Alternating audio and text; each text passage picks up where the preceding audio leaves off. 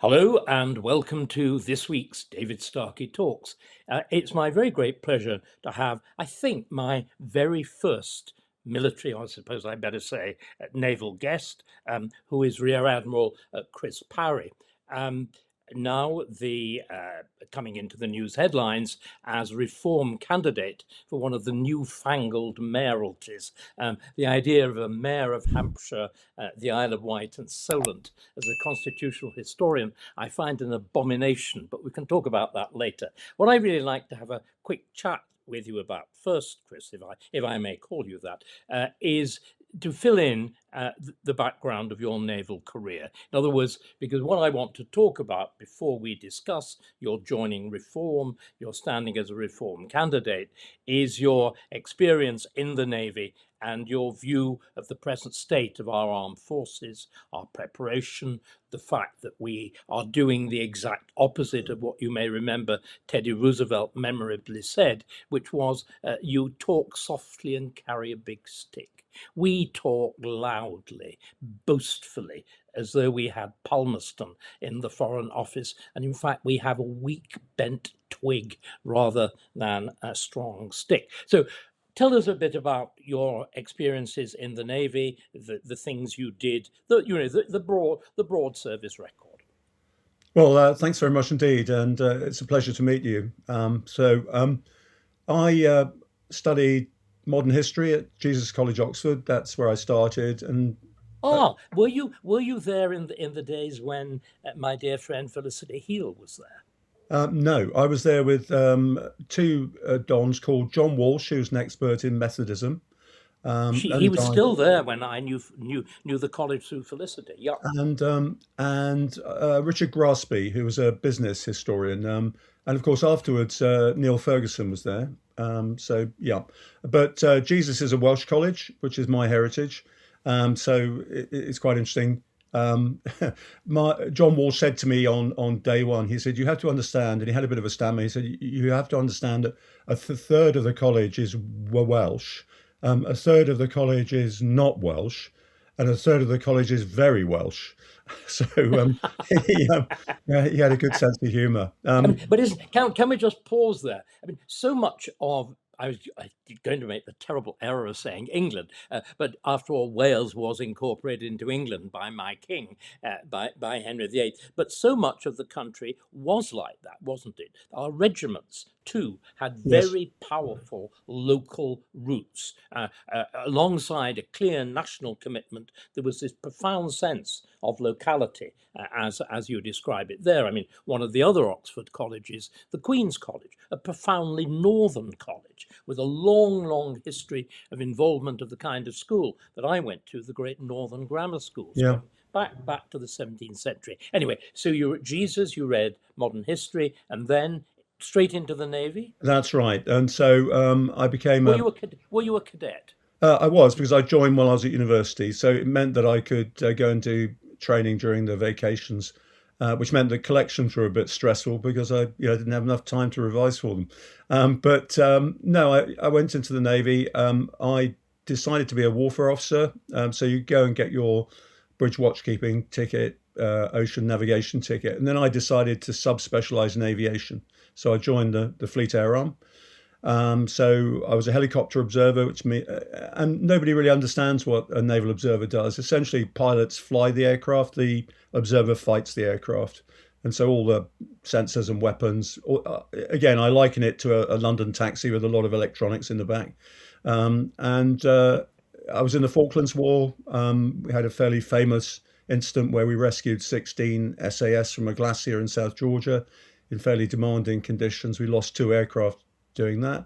And then I disabled an So Argentine. these are aircraft, forgive me, they're aircraft based on aircraft carriers. Is No, the two aircraft we lost were based on a Royal Fleet Auxiliary tanker. The aircraft I was flying was based in HMS Antrim, which is a destroyer. And then we managed to disable an Argentine submarine, and then we went across the Falklands and took part in the invasion. We sort of dealt with air attacks and things like that. Came back. I then commanded a Lynx helicopter flight and a number of other jobs before I was second in command of a destroyer. Ministry of Defence job. Then I commanded a destroyer, HMS Gloucester. I commanded the Maritime Warfare Centre, commanded an amphibious assault ship, another mod job, very good mod job. And then I was in charge, believe it or not, sounds very Stalinist. I was Director General Development Concepts and Doctrine. And My God, yeah. essentially what it Do meant we, was, right? I'm now storing all this up in my memory. Am I going to accuse you of being the secret incubator of woke in the armed forces? certainly not. I guess you probably weren't. So just let's quickly summarize that. You had direct operational and combat experience in what we can now see historically is probably the last independent military action that the British Armed Forces will ever carry out. I That is would have pretty thought much, so. that's a pretty much accurate summary, isn't it? Unless the Argentines want to have another go, or of course somebody gets to Calais again. But then we wouldn't win, would we? Well, they said that in 1940. I mean, you're absolutely right. It depends who our opponent is. I've I got a mean, lot of faith in. we could possibly deal with Belgium. Yes. No, Now we've been like two elderly grey-haired gentlemen, speak for yourself. teetering quite. Well, indeed, well, you are. You're certainly grey-haired. You're even Yeah. whiter than I am.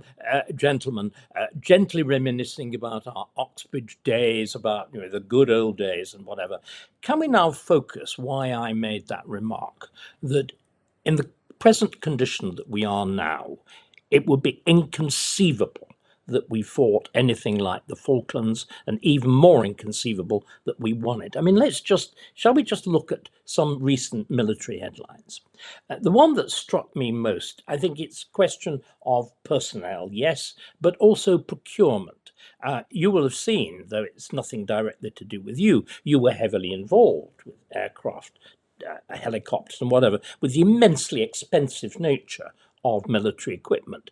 The one that's been in the news headlines has been the Ajax, the Army transporter vehicle, which is about, I think, despite over everybody's dead body, to be discarded because it's so intolerably noisy and so unstable that it renders troops not simply the equivalent of seasick, but actually hospitalized at a cost of £4 billion, which, can I gently remind you, is now just under 1/10 of the average entire defence budget of about 50 billion. Now, what's gone wrong? Well, I mean, how long have you got, David? I mean, I've been a long critic within the armed forces of the way we procure. There's a number of problems. The way that this is supposed to happen is you're supposed to have a seamless golden thread between the concept, the way in which something's supposed to operate, and the capability. And what you've got to do is get a balance of the time it takes to procure it, the cost it's going to be, and the capability you're going to get on the end of it. Now, in terms of coming in under cost, time and the capability is always sacrificed. It's quite interesting. I was asked to procure a building before I left the armed forces. It's quite a sophisticated building. And I said to the contractors, look, if you can deliver on time to specification and to budget, I will give you a 15% bonus on top, which is what I'd actually allowed for. And 8 contractors bid for it. And then I said, there is a catch though. And that is, if you fail on either of those 3 things, I will give you nothing. And all but 2 of them dropped away. And I said to the other 6, so you weren't going to deliver then? You had no intention of delivering as I wanted it, which was the truth. And the contractor that took the contract delivered to time, to specification, and also to cost. And he got his 15%. Now, that leads me to the second point, is there are perverse incentives and no penalties for bad behaviour at any stage. But sorry, why? But I'm profoundly puzzled. You were able to do this for one ring fence thing that presumably you were directly in control of. But we now have a repeated history of failure on a gigantic Yeah, scale and gigantic cost, don't we? To yeah. the extent to which I've been talking to some people, and they reckon you could put a figure as high as 25% of the actual global budget effectively thrown away through malprocurement. The issue is, Of David, that order. nobody is held accountable. So if you look at the procurement cycle, people move on from their jobs every 18 months to 3 years. So what I would do if I were in charge is I would say, look, there are a number of officers who are never ever going to make admiral or general or even command at sea or command regiments. And I'll say to you, look, for the next 10 years, you are in charge of delivering this project. If you get it right, we'll give you a gong and also we'll give you a bonus as well.